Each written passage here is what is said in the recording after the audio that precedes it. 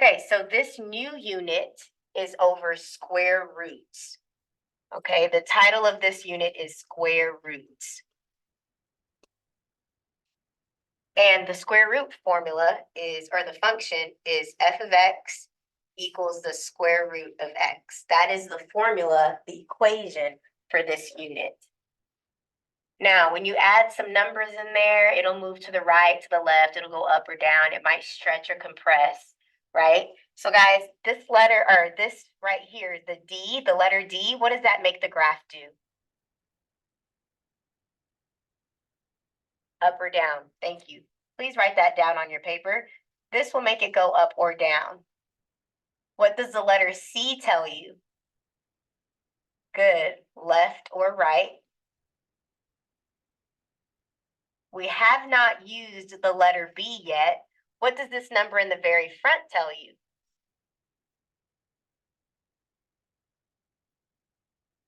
If it's a vertical stretch or a compress. Okay. Now, this is what is new. Everything I've written so far, we have seen before. The part that is new, I'll do it in red, is the letter B. So the number inside with the X, but in the front. The letter B will tell you if it's a horizontal stretch or a compress. Okay, please write that down on your paper. That's what the letter B will tell you. And we'll look at some examples of this later. Okay, so let's go ahead and fill out my table. Let's talk about the perfect squares first. I know that everyone knows what is the square root of 0? 0. What's the square root of 1? 1. What's the square root of 4? 2. And what's the square root of 9? 3. Okay? So let's go ahead and fill out the table. If you get the square root of 0, the answer is 0. If you do the square root of 1, the answer is 1. The square root of 4, the answer is 2. Square root of 9, the answer is 3. Okay? What we're doing is we're taking the square root of all of these. Square root of 9 is 3. Okay, so let's go ahead and plot this. 0, 0 is right here on your graph. 1, 1 is right here. 4, 2 is here. 9, 3 is here. So this is what the parent function looks like.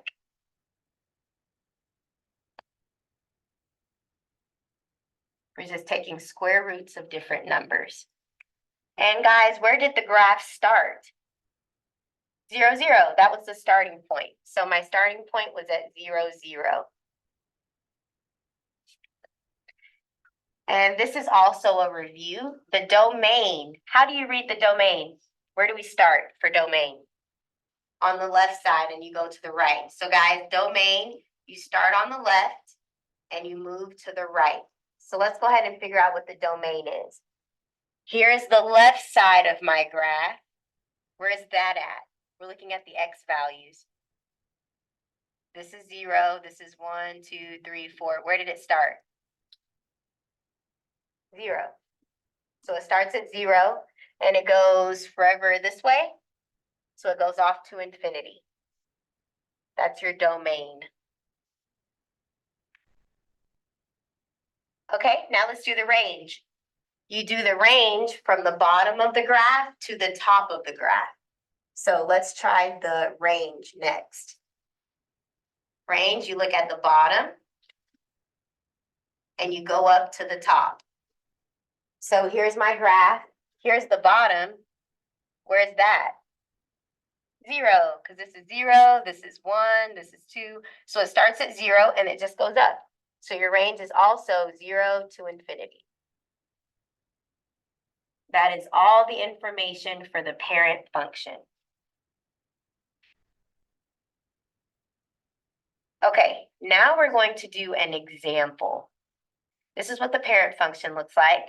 Now we're gonna add some transformations in it. We might move it to the left. We might move it to the right, up, down. We might stretch it. So let's look at an example.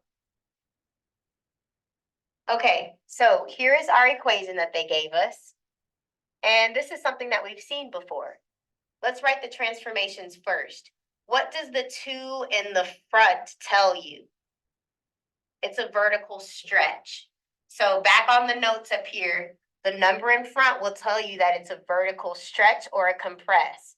Remember, if it's a stretch if it's bigger than 1, it's a compress if it's less than 1, okay? All right, so here we have 2, that's bigger than 1. So I'm gonna have a vertical stretch, everyone write that down. We have a vertical stretch by 2. It also will go to the right 3, and it'll go down 2. Those are the transformations. So based off of that, I can figure out what my starting point is. It goes to the right 3, and it went down 2.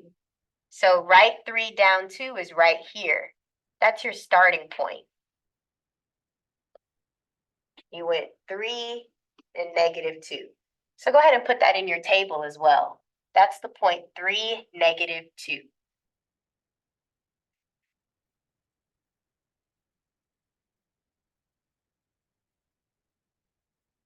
This is where you have to think a little bit, okay? We need to figure out what other numbers I want to put in my table. Now let's talk about the perfect squares. We know what the square root of 1 is. What's the square root of 1? It's just 1, right? Okay, so let's look at, I'm going to highlight it. Let's look at this right here, this square root here. It would be really great if I can turn this into the square root of 1. What number should I plug in for x so that this whole thing will become the square root of 1? A 4? Okay, so let's look. If I plug in a 4 right here, guys, what is 4 minus 3? What's 4 minus 3? 1. So this will become, I have a 2 right here. I have the square root symbol. And 4 minus 3 is 1. And then minus 2. I just copied everything down. And what did we just say the square root of 1 is? 1. So this just becomes 2 minus 2, which is 0. So that means if I plug in a 4, I'll get out 0.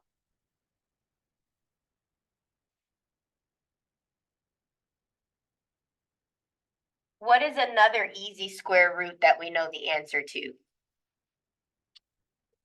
Yep, we know what the square root of 4 is. We know what the square root of 4 is. The square root of 4 is just 2. So let's try to make this square root symbol up here be a 4. Let's try to make that happen. Then it'll be easy to calculate. Let's try to make this the square root of 4. What number do I plug in here for this x so that it will give you a 4? A 7. So look, guys, if I put a 7 right here, what's 7 minus 3? 4.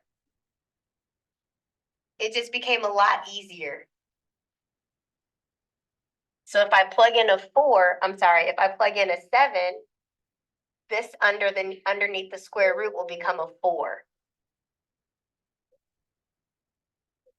Okay, so the square root of 4 is just 2.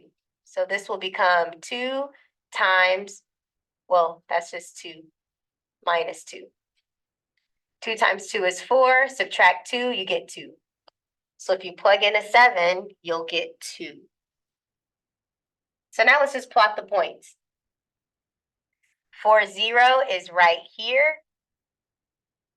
7, 2 is right here. So this is what your graph will look like. Go ahead and sketch that.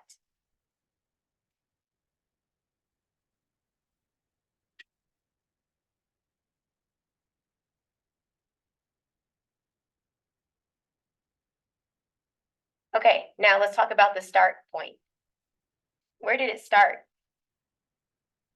3, -2. So your starting point is 3, -2.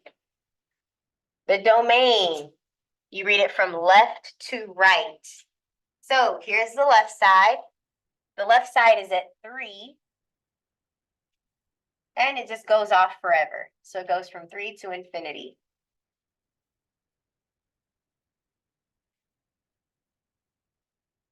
Now let's do the range.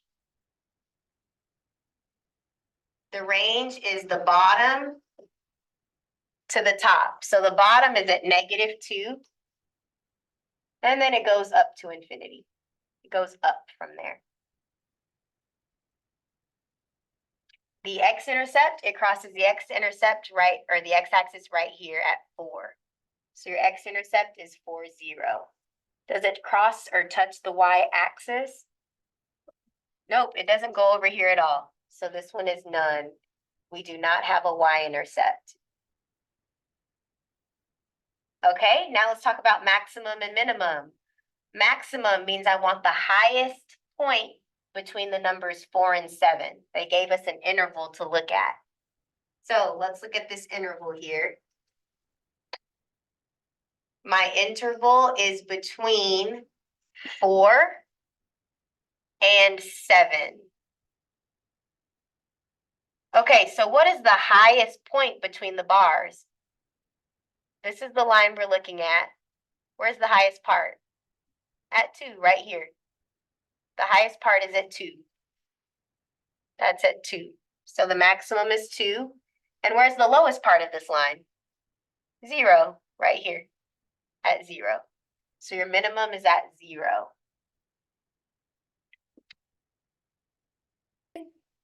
Let's go ahead and do the transformations for this one. I have a negative in the very front. Do you guys remember what a negative does? Yes, thank you, Nasaya. It reflects over the x-axis. So we're going to write reflects over the x-axis. That's what the negative does. Okay, on the inside, I have a 1. So what should I write? Good, left 1. And then it goes up 2. So those are the transformations that happened. So guys, just for a visual, normally your parent function looks like this, right? We did that first. What happened though, first it reflects over the x-axis, so now it's facing this way. It's like a reflection across the x-axis. And then it goes to the left 1 and up 2. So it moves left 1 up 2, it's now here. And it's still facing this way because it was reflected. So that's how it normally looks, the parent function. And then it transformed to become that. That's what we're looking at now, okay? All right, so let's get the exact points though. So what I'm gonna do, I know it went to the left 1 and up 2. So that's my starting point. So for starting point, we're gonna put -1 and 2. And we're gonna go ahead and write the graph the starting point. It is right there at -1, 2. Okay, now we need to figure out what other numbers we're gonna plug in. Always try to get perfect squares. Remember, your perfect squares is, you know what the square root of 1 is, you know what the square root of 4 is, and you know what the square root of 9 is. Okay? So let's try to make this square root just give you a 1. So guys, what do we want to make this x so that we just get square root of 1? Yep, we're going to plug in a 0. So guys, if I make this a 0, look, what's 0 plus 1? It's just 1, and we know what the square root of 1 is. Your goal is to always make this a perfect square. So when I plug in a 0, let's see what happens. I still have a negative in front, square root. 0 plus 1 is just 1. And then we add 2. So we still have a negative sign. The square root of 1 is just 1. So guys, what's -1 plus 2? just 1.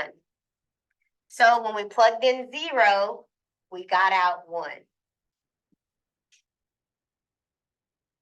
We plugged in a 0, and then we evaluated it and got 1.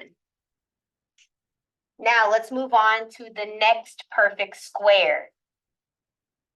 We know what the answer of square root of 4 is. We know what the square root of 4 is. So our goal now is to make the square root be a 4. So guys, what should I plug in right here for x so that this whole thing will be square root of 4? Yep, plug in a 3. So guys, look, if I change this x, if I change it to a 3, look what I have now. We're going to plug in a 3. So everyone put in a 3 for x in your table. We're going to plug in a 3 now. So I'm going to copy this over. I have a negative sign. I have the square root symbol. What is 3 plus 1? 4. Oh, look, guys, now we have a perfect square. That'll be easy to evaluate now.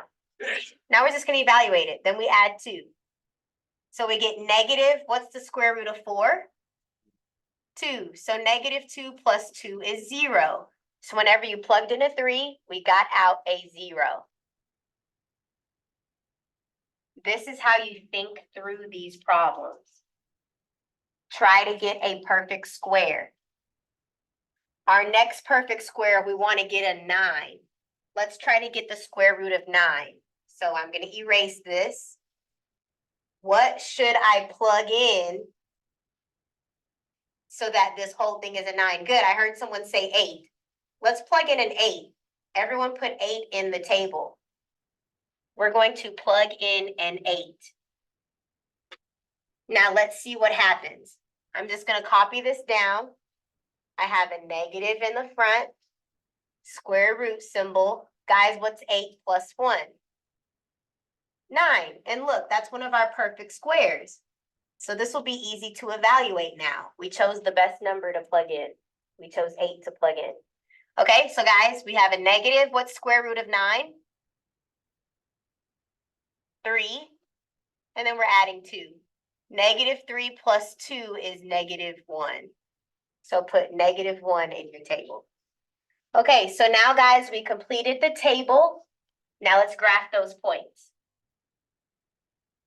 We have the point 0, 1. That's right here. We have 3, 0. That's right here. And then we have 8, negative 1. That's right here. So this is your graph now.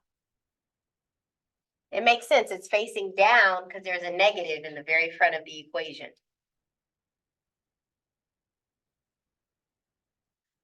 All right, now the rest is just review. Domain, you read it from the left to the right. So here's the left side. Where's the left side at? Negative 1. So my domain goes from negative 1, and then it just goes to the right. So it goes to infinity. Negative 1 to infinity.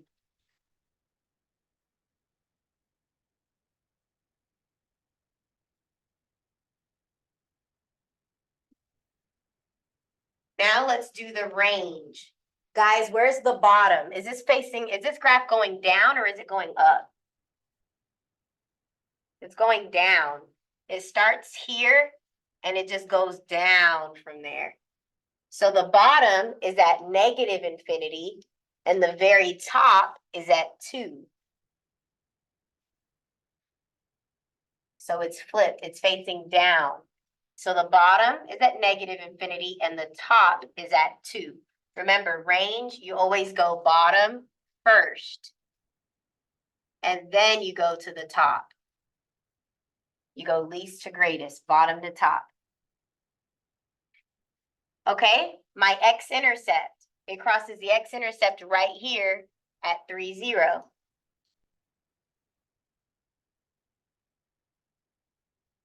It crosses the y-intercept right here. That's at 0, 1.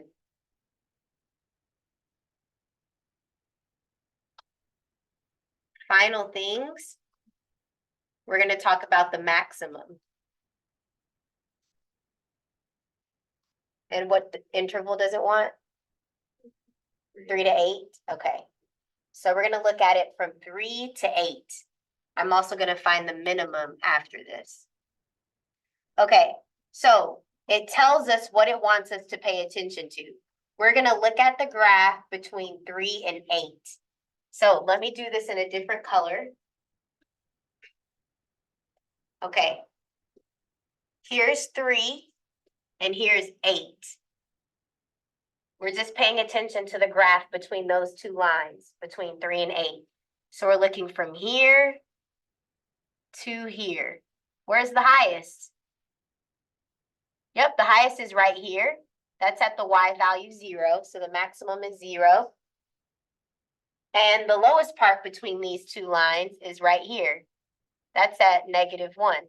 So the minimum on the interval 3 to 8 is -1.